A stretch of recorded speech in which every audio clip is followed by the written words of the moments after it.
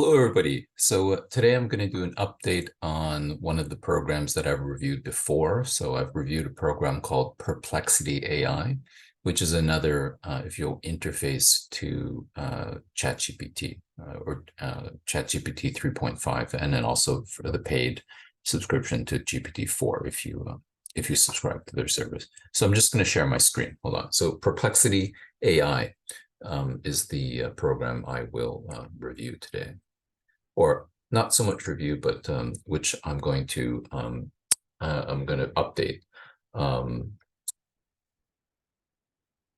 because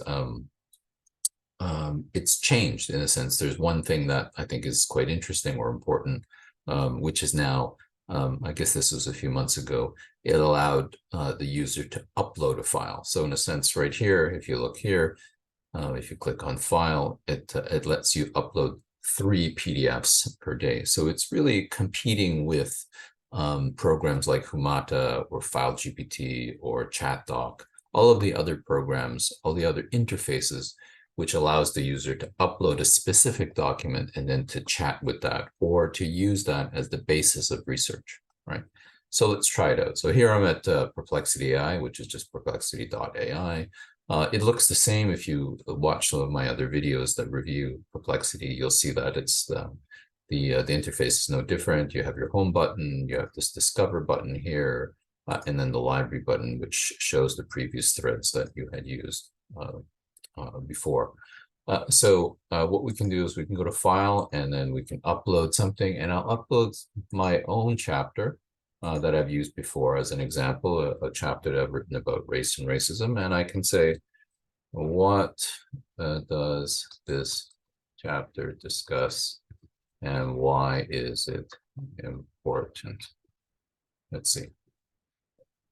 Okay, so it's reading the file. It's looking at this one source only. So that's interesting. It's showing that it's only looking at that file. So although Perplexity does have access to the internet, it's not looking beyond that. The chapter in question, Race and Racism by Michael C.K. Ma, is part of a book, blah, blah, blah. The chapter develops in the concept of racism, which is true. Breaks it down to overt institutional systemic. That's good as well. And then here, that's interesting. Here's an endnote or a footnote. Let's click on that. What was it? It doesn't show us. Maybe it's at the bottom. The chapter discusses the links between race and colonialism. True. In the context of the chapter, I talk about the RCMP, yes, briefly. In summary, this chapter provides a comprehensive exploration of the concepts of race and racism, their historical development, and their implications in the field of criminology. Yes, that's true, particularly in the context of the Canadian criminal justice system. Yes and no. I mean, I think the chapter is more a critical understanding of the different terms of institutional racism or systemic racism or forms of overt racism. So in that sense, it's interesting. I'm not so sure if this summarization is that accurate, given I'm the author of this chapter. It's okay. It's not bad. But if you were to ask me, what do I think is the major if you will, contributions of this chapter, I think it would be to help, say, like an intro course on criminology to understand some basic concepts around race and racism that would be useful in terms of critical thinking. It doesn't say that. So in that sense, it's not a bad summary, but it is rather, I think, general or boilerplate. Okay, so this is true, right? So what are some examples of overt institutional racism and systemic racism? Let's ask that. Okay, that's one of the suggested questions. So where is it looking? So here, that's interesting. So here we go. Here's a moment where I'm not so sure if Perplexity AI is that useful when you're using it to try and understand a specific document. So I uploaded that document, the chapter that I wrote. And it says now it's considering 22 sources. We'll ask another question afterwards, but let's go through this. It says it looks at my chapter. Then it's saying it's looking at this document, this document, this document, this. So it's actually looking at a number of documents, which I guess is not bad in terms of trying to look broadly across the field. But maybe by looking at those other documents, it could be diluting what I'm saying or misinterpreting what I'm saying. So I think we have a moment here where the whole idea of the large language model looking outside of the sort of the question which is on Rails, which I said, look at this document and tell me what this document is saying. What is the question? What are some examples of overt institutional and systemic racism? That I think is already complicated because I think some authors would define systemic racism differently than I have in my chapter. So already, if you're asking it to understand what does this chapter say, what does the uploaded document say about systemic racism, I don't think it's going to be that accurate. Let's see. Let's look. Okay, so overt racism, it's a direct interpersonal. Yeah, that's very much from my chapter. Institutional racism, racism without racism. That's not. Yes, okay, yeah, that's true. I say that. And then it gives the example of Viola Desmond. That's very good. And systemic racism. Yeah, that's right. This form is different. It's not a form of experience as the internet and blah blah blah. For example, someone regarded non-white cycle. He's multidimensional. Actually, that is a very, oh, I see. Yeah, no, that I think is a very good summary of actually what I'm talking about in terms of, I do use the term multidimensional forms. I do talk about how it may not even be immediately recognized as racism. And in a sense, I think, oh, maybe this is actually just quoting the exact text. Another example. Yeah. These examples illustrate, I'd have to look back at my writing, but it's actually taking actual sentences from my chapter and then kind of re-rolling them a little bit. So these examples illustrate the different ways in which racism can manifest in society, from overt and blah, blah, blah. Okay, yeah, let's see. You can rewrite it. But I wonder why, when I keep clicking on the one, it doesn't actually take me to the citation, which I'm a bit confused by that. I don't know why it does that. But the one thing that I would pause and be most worried about is this part when it says sources, right? It's looking at these sources when I'm actually just only interested in the chapter that I uploaded. So in a document like in a program like Humata, for example, or FileGPT or ChatDoc, I think it's more reliable in the sense you can see because of the citation feature or the highlight feature in those programs. It's showing the actual text in a kind of a sidebar, and it's highlighting those texts. Yeah, I think it does that in FileGPT and also Humata. It's showing you where it's getting the answers from. So in that sense, maybe Perplexity is trying to do too much, and obviously it is trying to compete, I think, with these other interfaces. And it's saying, we also have this service alongside the original Perplexity features. So we went back to home. Yeah, I guess so. Here we can go back to library, and then we can go back again to here, which is the thread, I guess. And then I can say, what else does Michael Ma say about racism? Is there something key or critical that I should know for a test? Oh, I mistyped the question mark, but I think it should understand that. Well, okay.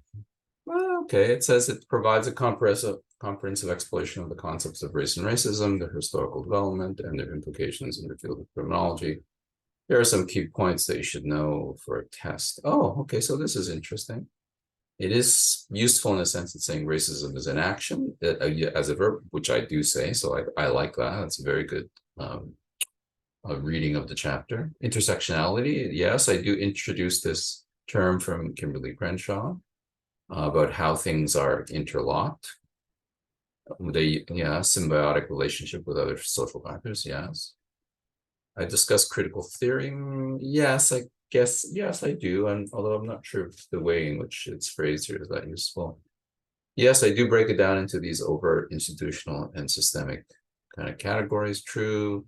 I'm not so sure if I have a big section talking about how the RCMP. I think I use the RCMP and the historical RCMP, the historical kind of transgressions against Indigenous peoples in Canada as an illustration. So yes, that could be good for a test.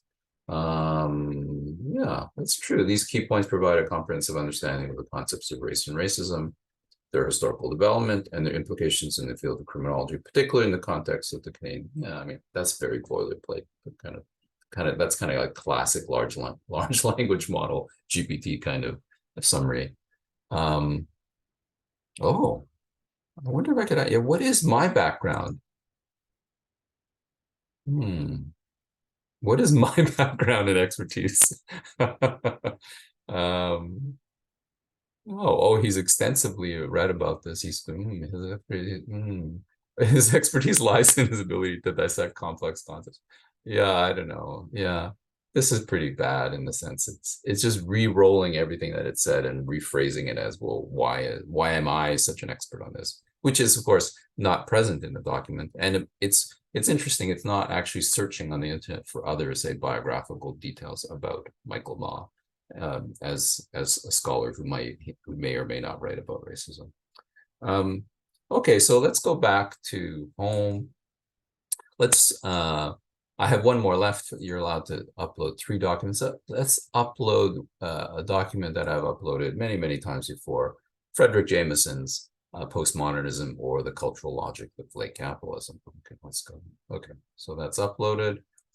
So now I can say, what is the key point that Jameson makes in this key article?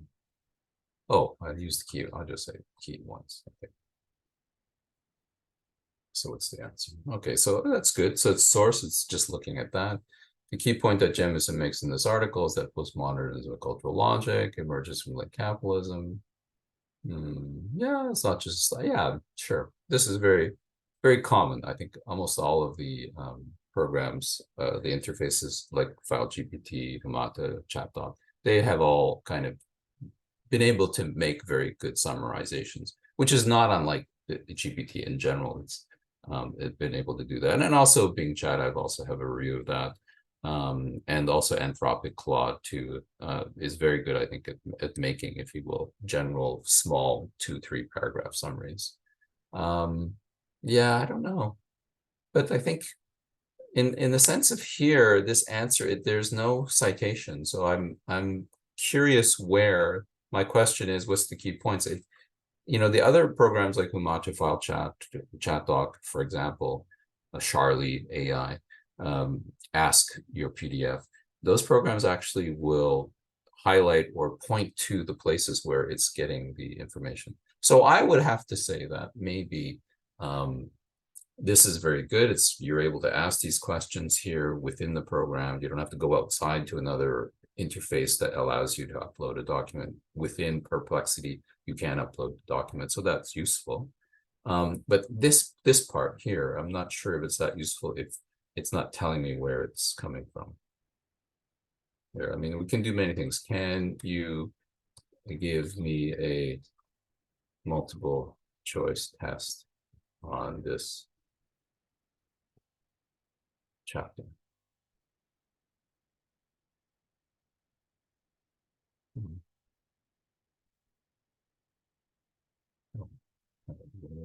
According to Jameson. Yeah, I guess you can. I don't know, is that useful? It's not really, yeah. Can you help me study this document? How would we go about this? Study Jameson's article. You can follow these steps, read it by yourself. That's hilarious. Yes, you can analyze the structure, identify key terms, make connections. Okay, whatever. Maybe I asked the wrong question. Okay, so it's able to interact with it. I'm not so sure if it's that useful. one of the things I wonder what I didn't select is and you can try this for yourself, is the focus part where um, you can select academic if indeed you're using Perplexity AI for academic research. You can select academic. So then I guess it's supposed to, if you have will, I guess it's probably within the coding, it's asking it to have a more, I guess, formal or academic language. Yeah. Like when you ask, when you're prompt engineering and the other interfaces, you say, oh, you are a academic in the area of blank, and please read this or whatever, right? You are a famous science fiction author, or you are a criminologist, or you're an academic editor. You can, of course, use those types of prompts. Those are very common. And I think your mileage may vary in terms of success when you do that. So anyways, I think that's what it's doing when you're selecting academic. It's probably selecting a more academic voice. Plus, it's also saying it's looking in published academic papers. Okay, so then let's say I've selected that, and we're still here. We go back into library here. No, it's I'm trying to actually get back into the to the section where it allows me to turn on the academic. I've turned it on, so I'm just going to assume that when I ask it here, it will be more academic. What else should I know about this article on postmodernism? Give me the too long did not read.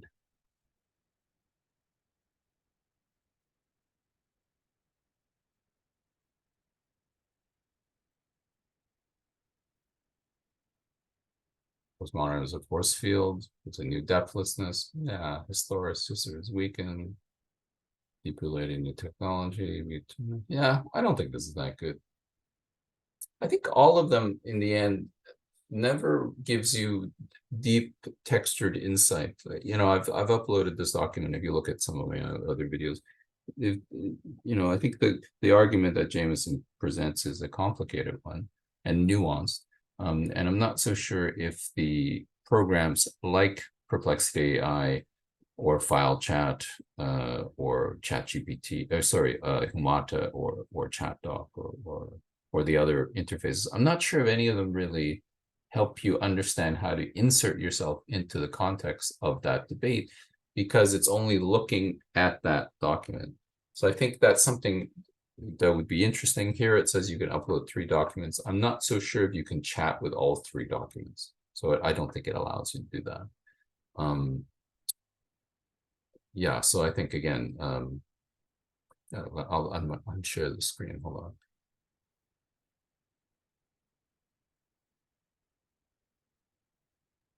So I think, in terms of my overall sort of thoughts on Perplexity AI and its ability to receive documents that you uploaded, that's useful. That's similar to the other programs I talked about, File GPT, ChatDoc, Humata, etc. All of the other ones that are available out there, and which you can also, if you look through the videos in this channel, you can see the other reviews of those programs.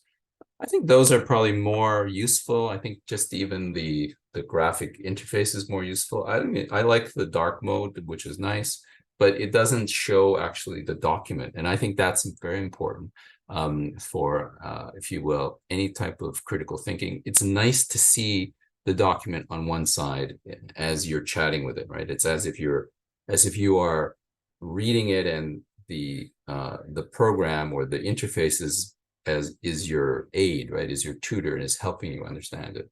And it's more easy to comprehend and also to think about it when you can actually see the text and the areas that are highlighted. And I think in that sense, even that visuality will allow you to ask better questions, I think. I encourage you to try out Perplexity AI to see if that's useful for you. It's certainly another tool. It's another tool that allows that kind of file analysis or uploading of a file that will allow then the large language model to study it or to help you unpack it. And that's very useful. But I don't think the format in terms of its framing is as useful as some of the other frameworks like Humata, Chatbot, Chat PDF or ChatDoc. Those are, I think, more useful. Charlie AI and others, if you look on this channel. Okay, so that's all I really wanted to say. That's a nice upload for a nice upgrade for Perplexity now that it can allow uploading of documents. Although you can only upload 3 documents per day, and then you reach your limit. I guess encouraging you to be a paid subscriber. Okay, so thanks very much, and see you next time.